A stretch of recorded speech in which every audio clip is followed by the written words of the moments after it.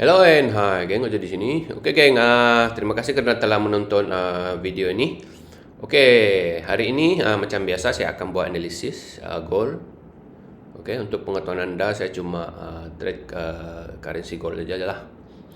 Dan saya akan berkongsi analisis yang paling mudah, oke, supaya anda pun boleh paham.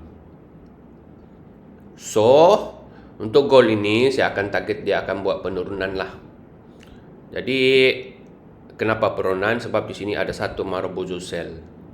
Jadi bila ada Marubozu sell ni kan, cara paling mudah kita nak tahu price membuat penurunan adalah dengan hanya menggunakan Fibo.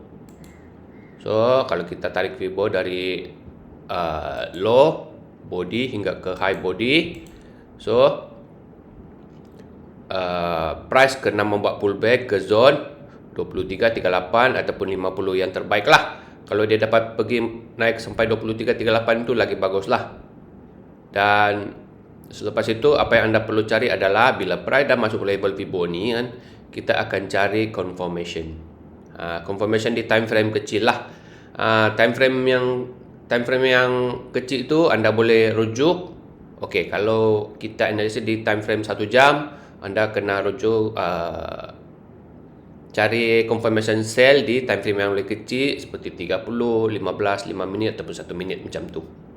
Okey, kalau ada confirmation sell, terus sell. Okey, cara saya biasanya kalau dah ada confirmation sell, TP saya adalah di 161 lah. Kalau nak TP awal di 100. Tapi sebelum price nak ke 161 ni kan, price kena menembusi level 100 ni dulu, baru dia ada potensi untuk ke 161. Okey, so buat masa sekarang kita tengoklah apa price buat.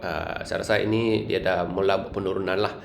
Ini kalau di time frame kecil ni dia dah ada buat confirmation. Okey, di sini carilah confirmation sell di sini.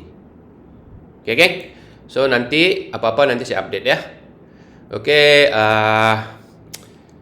kalau anda tak nak terlepas peluang analisis dari saya, anda boleh terus subscribe,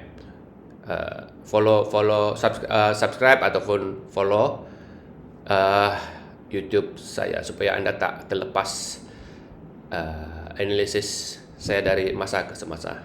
Okey, so geng, saya rasa itu saja. Terima kasih menonton dan kita jumpa lagi di next video. Okey, bye bye.